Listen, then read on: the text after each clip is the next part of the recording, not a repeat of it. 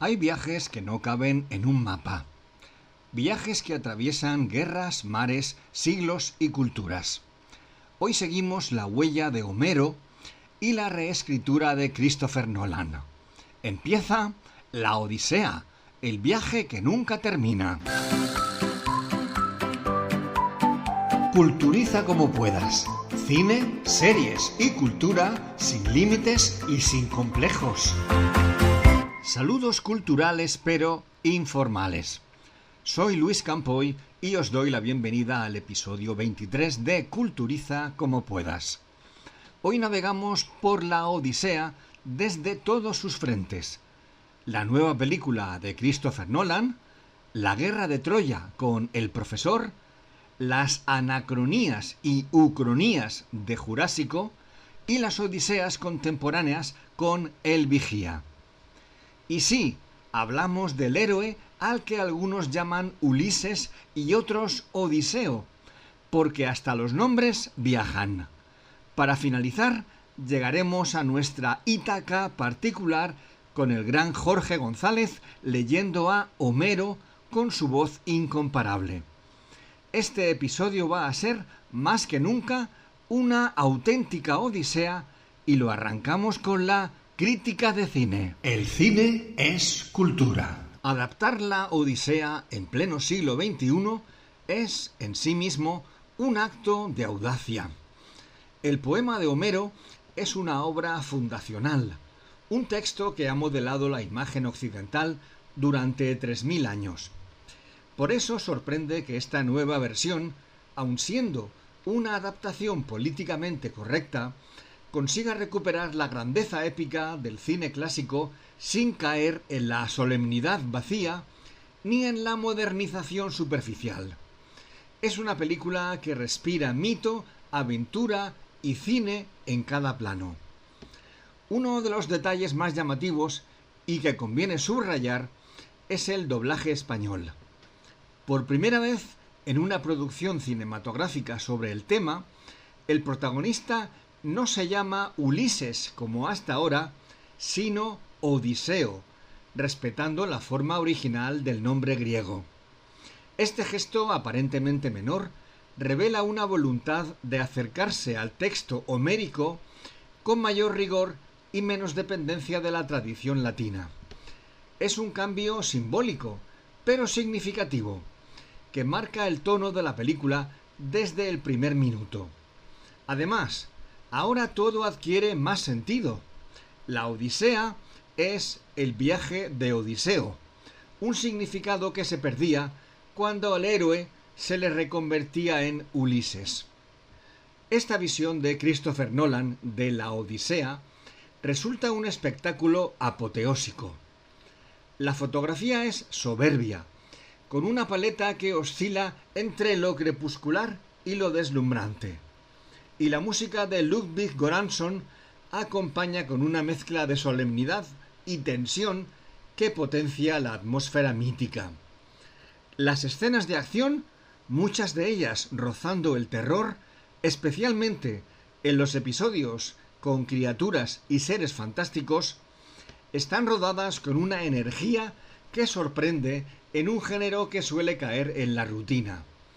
Hay momentos que recuerdan al cine de aventuras de los años 50, otros que evocan el horror clásico y algunos que parecen sacados de una superproducción contemporánea. Esa mezcla funciona. El vestuario merece comentario aparte. Consciente de que la fidelidad histórica absoluta es imposible, la película opta por un diseño deliberadamente anacrónico, incorporando elementos que no pertenecen a la Grecia micénica, pero que enriquecen la lectura simbólica del mito. No pretende reconstruir un pasado arqueológico, sino reinterpretar la historia desde el imaginario moderno. Es una decisión estética, arriesgada, pero coherente con el tono general de la película. No todo es igual de convincente. El caballo de Troya, espectacular como imagen, resulta poco creíble en su diseño rampante, que nos depara poco menos que una cita visual a la Estatua de la Libertad del planeta de los simios al ser encontrado semienterrado en la playa.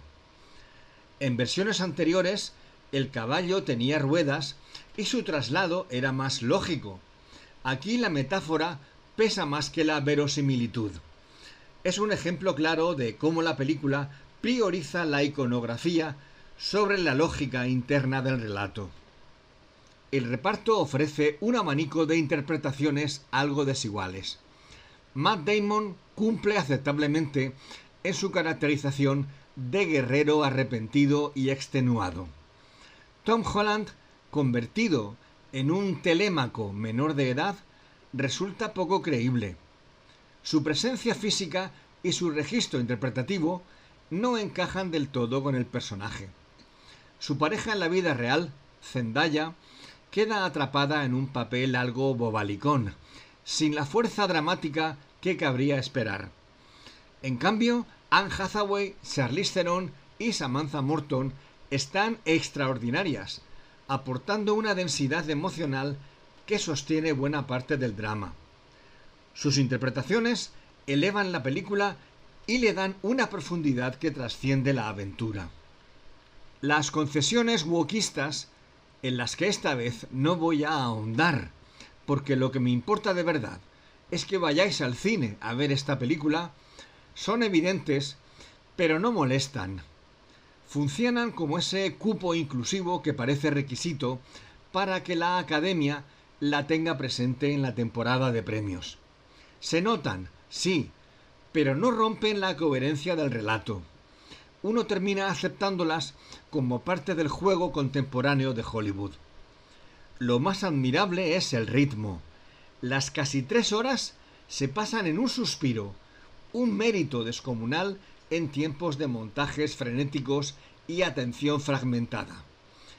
La película fluye con naturalidad, sin altibajos, sin escenas de relleno. Cada episodio está construido con intención y el conjunto mantiene una cohesión sorprendente para una obra tan extensa. El epílogo, deliberadamente ambiguo, me recuerda bastante al de El Caballero Oscuro, la leyenda renace. No sabemos si lo que vemos es real u onírico, pero al menos deja dentro de lo que cabe un buen sabor de boca. La Odisea no es perfecta y ni siquiera me parece, como estoy leyendo por ahí, la mejor película de Nolan. Pero sí que es una obra mayor, un regreso a la épica clásica con mirada contemporánea. Una película que demuestra que los grandes relatos siguen vivos cuando alguien se atreve a contarlos con pasión, con respeto y con una pizca de irreverencia. En tiempos de franquicias agotadas y remakes sin alma, esta versión del viaje de Odiseo es un recordatorio de por qué seguimos necesitando historias que nos hablen de la aventura, del hogar y del eterno deseo de regresar. Esa es otra historia. Como todos sabéis, la Odisea cuenta el accidentado viaje de Ulises, u Odiseo, a su reino de Ítaca después de haber participado en la Guerra de Troya. ¿Pero qué fue la Guerra de Troya? Nos lo va a explicar con su sabiduría habitual el profesor José Andrés García Duarte. Pocos relatos han pesado tanto sobre la cultura occidental como la Guerra de Troya. Durante casi 3 milenios ha sido a la vez poema fundacional, arquetipo del heroísmo trágico y enigma histórico. Homero la cantó como un pasado real. Los griegos de época clásica no dudaban de su existencia, y en el siglo XIX la pala del arqueólogo convirtió el supuesto mito en un yacimiento tangible. La pregunta de fondo es sencilla de formular y difícil de responder. ¿Ocurrió realmente la Guerra de Troya? En este sentido hay que precisar que Homero no narra la guerra completa. La Ilíada cubre unas semanas del 10º año de asedio, y el relato entero se reconstruye a partir de otros textos. El ciclo épico, las tragedias áticas, la Eneida y otras compilaciones tardías. En la lógica del mito, la guerra comienza entre los dioses. Durante las bodas de Peleo y Tetis, la discordia arroja una manzana para la más bella. París, príncipe troyano, debe elegir entre 3 diosas y elige a Afrodita, que le promete a Helena, esposa del rey Menelao. El traslado de Helena a Troya desencadenará la guerra. Homero se centra en la cólera de Aquiles, quien, ofendido por Agamenón, se retira del combate. Solo la muerte de su amigo Patroclo lo devuelve a la batalla. Mata a Héctor, defensor de Troya, y tras arrastrarlo frente a las murallas, devuelve el cadáver a su suplicante padre Príamo. La ciudad caerá por el engaño del caballo de madera, ideado por Odiseo, tras el cual llegará la destrucción y el saqueo. Como relato, la guerra de Troya articula los valores del mundo heroico, la búsqueda de la gloria imperecedera, el honor, la tensión entre el destino y la libertad, y la fragilidad humana ante los dioses. Pero, ¿qué nos dice la arqueología? Durante siglos, Troya se consideró una fábula. El giro llegó en la década de 1870, cuando Heinrich Schliemann, siguiendo las indicaciones geográficas de Homero, excavó la colina de Hisarlik en Turquía, cerca del estrecho de los Dardanelos, y halló una sucesión de ciudades fortificadas superpuestas.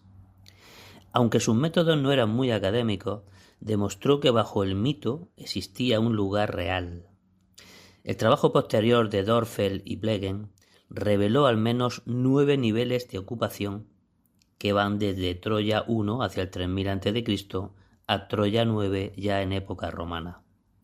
De estos, Troya 7a mostraba signos de asedio, incendio, restos de violencia, etc., y destrucción hacia el 1180 a.C., siendo la candidata más plausible.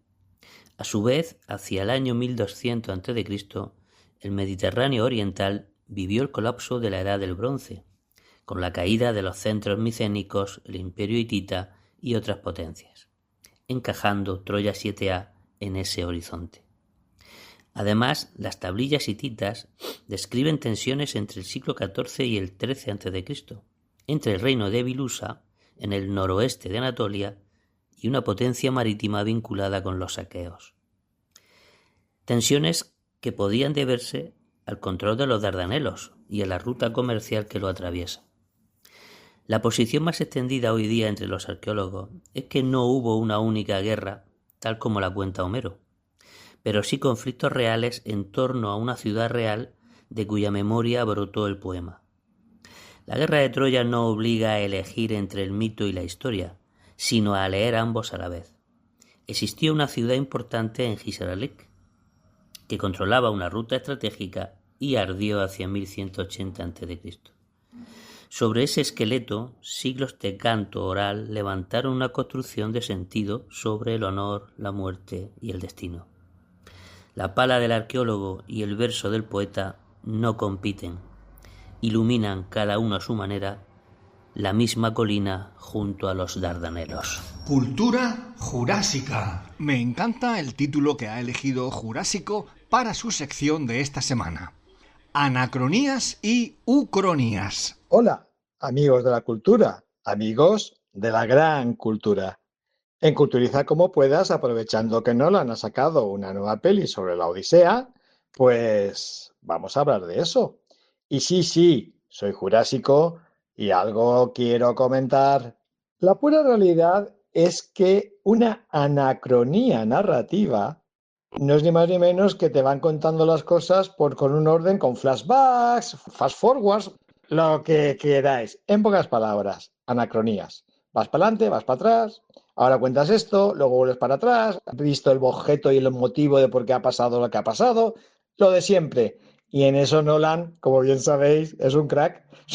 Me acuerdo que en Tenet nos mareó de tal forma que todavía no sigo sin saber qué quería decir. Pero bueno, volviendo al tema, anacronía, pues eso. Cambios narrativos, contando las cosas de una forma anterior, posterior, o sea, viendo la evolución de una forma cronológica lineal. Vale, y luego tenemos la ucronía, que a mí me gusta más, que es el famoso aquello de ¿qué hubiese sido? ¿Qué podía haber pasado? ¿Y si? Pues eso, la ucronía son y sís. en el Cronos, en el tiempo. Y bueno, ¿y por qué meto yo todas estas cositas con respecto a la peli de la Odisea? Pues ahora veréis. Pues lo pongo porque la historia, nunca bien fundamentada ni nunca bien entendida por todos, porque ya sabéis que se manipula, la historia es la gran olvidada en las generaciones jóvenes. Vamos, que es más fácil que sepan lo que pasó en el año 4, antes de la batalla de Yavin, con el tema de Luke Skywalker o los clones, a que quién era Isabel I la católica, que menos mal que era la primera, pues si iba a ser la segunda, pues ya no sabemos si cuál es, si es que era hija, la segunda hija de la primera. Bueno, la pura realidad es que somos anacrónicos totalmente. O sea, nos tenemos que volver para atrás para ir para adelante y para poder saber y recordar qué es lo que hay. No tenemos ni idea muchas veces de nuestras bases. Ese es el problema. Que requerimos, necesitamos echar para atrás para saber de dónde venimos y a dónde vamos. Sobre todo el a dónde vamos, porque de la historia se conoce el futuro. No es ni más ni menos, ¿eh?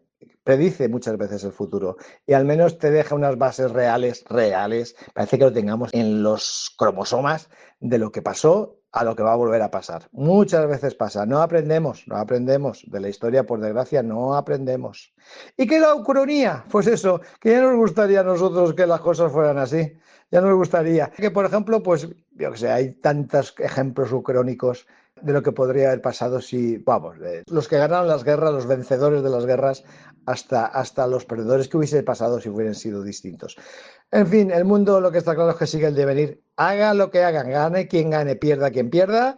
Y las ucronías son, pues eso, unas maravillosas hipótesis o unas negativas hipótesis, depende de cómo lo miremos, de lo que podría haber pasado o lo que podría haber sido y no es. Pues eso, que aquí estamos. Y sí, aquí estamos porque, oye, que la Odisea no es historia, que es mitología. Es un poema épico básico, fundamental para todo el desarrollo literario de Occidente. Sí, lo es.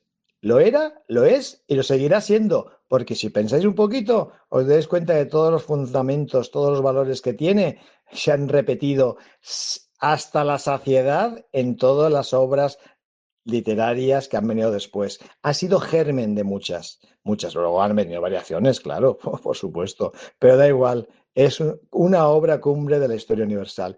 Y Nolan, pues Nolan se está convirtiendo en un director cumbre del cine universal. Bueno, no me enrollo más. Ya sabéis, culturizar como podáis. Un ático en Babel. Siento curiosidad por descubrir contra qué o contra quién va a disparar el vigía desde su ático en Babel. Queridos conciudadanos de Babel, la Odisea y la Ilíada, los dos grandes poemas épicos griegos atribuidos a Homero, conforman junto con la Biblia el patrimonio literario de la cultura occidental.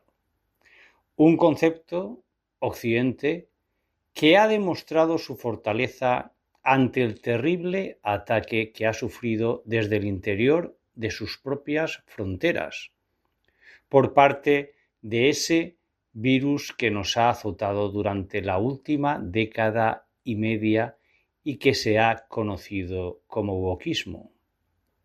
Y empleo el término wokismo porque llamarlo cultura woke le queda demasiado grande a un movimiento que, ante todo, ha sido acultural.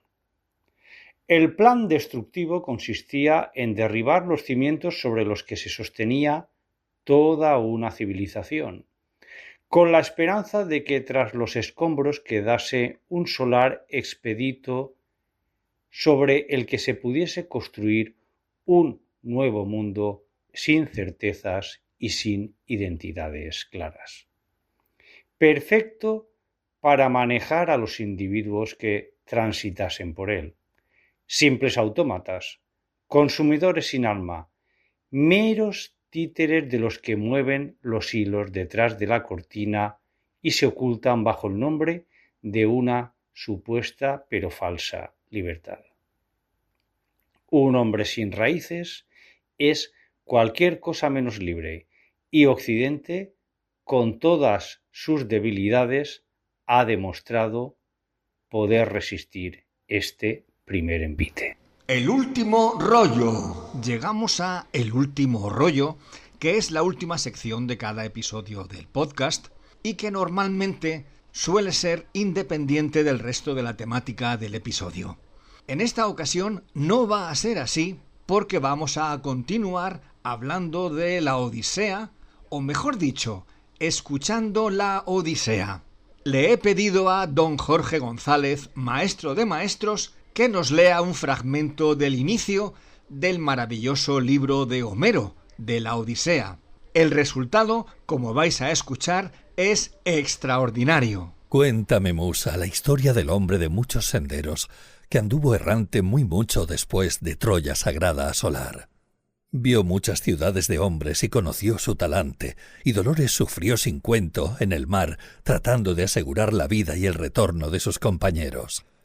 Mas no consiguió salvarlos con mucho quererlo, pues de su propia insensatez sucumbieron víctimas. Locas de Hiperión Helios las vacas comieron, y en tal punto acabó para ellos el día del retorno. Diosa, hija de Zeus, también a nosotros, cuéntanos algún pasaje de estos sucesos. Ello es que todos los demás, cuantos habían escapado a la amarga muerte, estaban en casa, dejando atrás la guerra y el mar. Solo él estaba privado de regreso y esposa, y lo retenía en su cóncava cueva la ninfa Calipso, divina entre las diosas, deseando que fuera su esposo. Y el caso es que cuando transcurrieron los años y le llegó aquel en el que los dioses habían hilado que regresara a su casa de Ítaca, ni siquiera entonces estuvo libre de pruebas, ni cuando estuvo ya con los suyos. Todos los dioses se compadecieron de él, excepto Poseidón, quien se mantuvo siempre rencoroso con el divino Odiseo hasta que llegó a su tierra. Pero había acudido entonces junto a los etíopes que habitan lejos, los etíopes que están divididos en dos grupos, unos donde se hunde Hiperión y otros donde se levanta, para asistir a una hecatombe de toros y carneros. En cambio, los demás dioses estaban reunidos en el palacio de Zeus olímpico. Y comenzó a hablar el padre de hombres y dioses, pues se había acordado del irreprochable Egisto, a quien acababa de matar el afamado Orestes, hijo de Agamenón. Increíble cómo suena la voz de don Jorge González, para mí uno de los mejores locutores y dobladores del panorama nacional. Aquí finaliza el episodio 23 de Culturiza como puedas, que ha estado dedicado a La Odisea, la nueva versión que acaba de dirigir Christopher Nolan y que hemos comentado con la colaboración del profesor José Andrés García Duarte, de Jurásico, de El Vigía y como impresionante colofón Jorge González. La próxima semana regresamos con el episodio número 24, que estará dedicado a la película Spider-Man Brand New Day y que además será el último episodio de nuestra primera temporada, ya que en el mes de agosto nos tomaremos un mesecito de vacaciones para recargar las pilas y empezar con ánimo la temporada 2 que llegará en septiembre. Antes de finalizar, recordaros que tenéis una dirección de correo electrónico a vuestra disposición, culturizacomopuedas@gmail.com, y además también tenemos un blog en el que están todos nuestros episodios, además de contenidos exclusivos. La dirección del blog es www.culturizacomopuedas2025.blogspot.com. Nada más por el momento. Nos encontramos de nuevo en el episodio 24 y hasta entonces, no olvidéis por favor culturizaros como podáis.